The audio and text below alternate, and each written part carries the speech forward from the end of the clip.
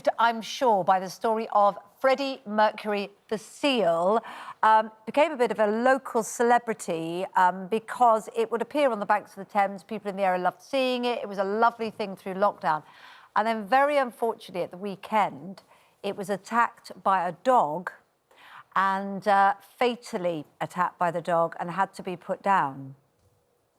Well, meanwhile, a deer in Richmond Park also had to be put down after a separate dog attack. So it's time to get tough. Is it time to get tough, rather, and say dog attacks should mean the death penalty for the dog? We're joined now by Chris Packham, a naturalist and TV presenter, who says dog attacks are the fault of the owner, not the animal, and broadcaster Mike Parry, who says a dog that attacks another creature should be put down. I guess, well, let's start with you. I mean, why do you think that dog should be put down? Why do you feel so strongly about this? Well, the point is, if you look at dogs, and experts say a dog has a human intelligence level of between 2 and 3%, then you know at times the dog is going to be confused in whatever environment it's in. And if you get a dog attacking a little seal, like it did in Hammersmith, who knows what it might attack next? The dog was confused, presumably, by the seal. It didn't recognise what the seal was. What happens if it didn't recognise a little child and attacked a child? What I really don't understand is that dog hasn't been put down because the dog has now a history of attacking things, i.e. a seal. What will it attack next? It causes terrible trauma. Even the lady who owned the dog was in a terrible state of trauma after it. She was trying to pull her dog off this seal. The seal was mortally wounded. The seal now has lost its life, but the dog is still alive, and the dog could attack again. And nobody can tell me, oh, well, you know, it was a once-in-a-lifetime thing for this dog. It's so unusual. That's what dog owners usually say. Oh, no, he's fine, don't worry. And, you know, you see dogs attacking deer, attacking seals. Dogs do attack children as well. There are a lot of cases of dogs biting children because they're confused and they don't understand. So we've got to have a protective code for humans against dogs, and that protective code has to be anytime a dog attacks, it must be put down. Chris, do you agree with that? Because I know you believe that it's the fault of the owner, not the dog. And of course, the dog is just being a dog, you know. But at the end of the day, do we not have to put other lives first, human lives first? And if a dog has demonstrated that it can attack, the question would be, wouldn't it, will it attack again, and what?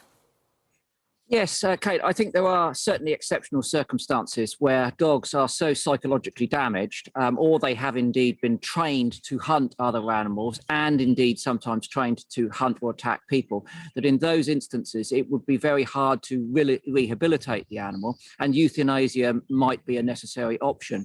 But what we've got to remember here is that up until about 17 to 30,000 years ago, all of our dogs, everything from Chihuahua to Great Dane, were wolves. And wolves are predatory animals. And as much as we've domesticated the dog, we haven't taken that primal instinct away from it completely. You can see one of my poodles behind me. I often like to say, we can take the poodle out of the wolf, but we can't take the wolf out of the poodle. And as a consequence of that, they retain this desire to sometimes chase and attack other animals. Now, each dog has an individual personality, just as we do. So some of them have a strong prey drive, as we call it. Some, like my poodles, have a much diminished prey drive, although I'm rather pleased they didn't see a poodle, a squirrel over my shoulder.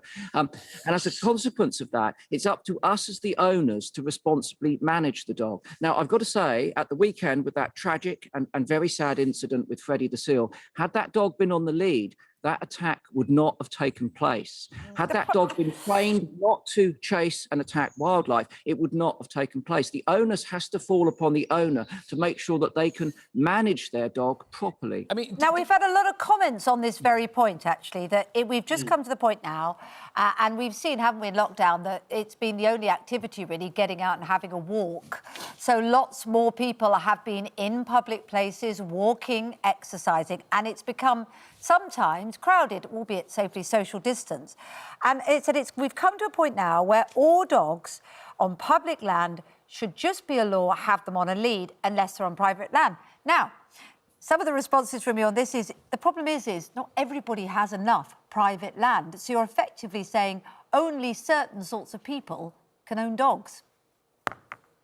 Well, I think that's entirely inappropriate. There are 10 million dogs in the UK. There are plenty of spaces where they can be exercised off the lead, and that can happen safely, so long as that dog is safe to be off the lead. And I think what we need to establish here is that if you are a dog owner, it's up to you to make sure that your dog is under control. Now, my 2 dogs here at the moment are sometimes exercised in the New Forest National Park, and we have a large number of important rare ground nesting birds here. And at this time of year, that means that these 2 dogs, these 2 poodles, I add, are always on the lead. Between March and the end of July, beginning of September, depending on how things are going, they will always be on the lead. However, I find somewhere else where I can take them locally, where I can release them because they don't represent a threat to any of that wildlife. And I think that we as owners need to make those sorts of assessments. And it comes down to access to the areas that we have, and also understanding our dogs. If you see your dog chasing wildlife, it's not acceptable, and it doesn't have to kill it to disturb it. Many of our dogs are just running and disturbing our wildlife. That's not acceptable either. So they should be on a lead, or they should be properly trained, and that's down to us, not down to the dog. We can't blame the dog for harbouring that natural instinct, I'm afraid. I mean, Chris, I've got a Cavapoo, and we go into the park, and she does try and chase these squirrels. I mean, she's never caught one. I wouldn't like her to catch one because, again, dogs can be unpredictable. I just don't know what she would do.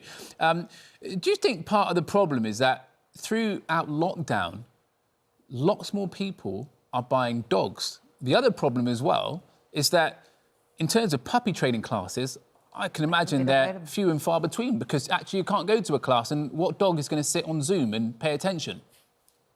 I think you're exactly right there. There has been an increase in dogs over the last year, and access to training from people who do this professionally and know what they're talking about has been far more restrictive. But frankly, you can go online and learn how to train your dog. I hate to say it's not rocket science. Some dogs are more difficult to train than others, and you have to persevere. But those fundamentals of not having your dog running amok in the street, not escaping from your property, not attacking wildlife, behaving responsibly with other people. If you have a dog, it shouldn't run up to other people and start jumping up at them, covering them with mud. They're not going to want that. You want your dog to be a socially acceptable animal, as one that's safe to be around. My dogs go out into the garden here sometimes and start barking in the middle of the night. Now, that's not socially acceptable. I've got neighbours here who don't want to hear them. So I have to call them in and make sure that they don't do that sort of thing. It's up to us to look after our dogs. We're there to manage them, and they are a biddable and manageable species. As I say, I have to go back to that one tiny exception with those dogs that have been trained deliberately to be aggressive. And in that instance, then the situation is much harder. But there are still dog trainers out there who can do a brilliant job of rehabilitating these animals. I met a dog the other day that was a fighting dog. Now, it didn't want to meet me, but it was cuddling its owner. And it still had a good enough quality of life and was enjoying that life under somewhat modified conditions. Mike, do you disagree with what you're hearing there?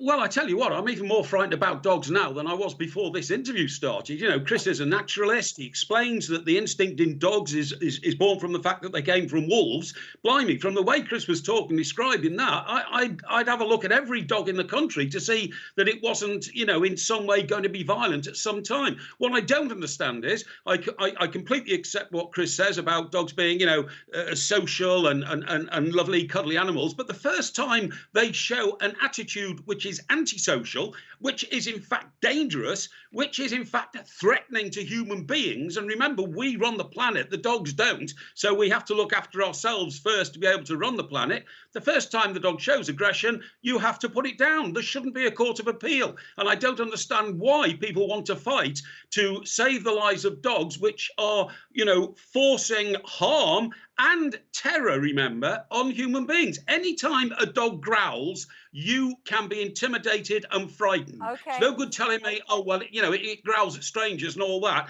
That is an immediate alert to a human being. Hang on, I might have a problem here. I am now in a state of terror. This dog might attack me. And we are tight for time, but I think Chris has addressed his argument to that, which is that you have to be responsible even if your dog is causing fear. But you're going to disagree. Thank you for the debate. We've had so many people getting involved in this as well. It does create huge amounts of passion.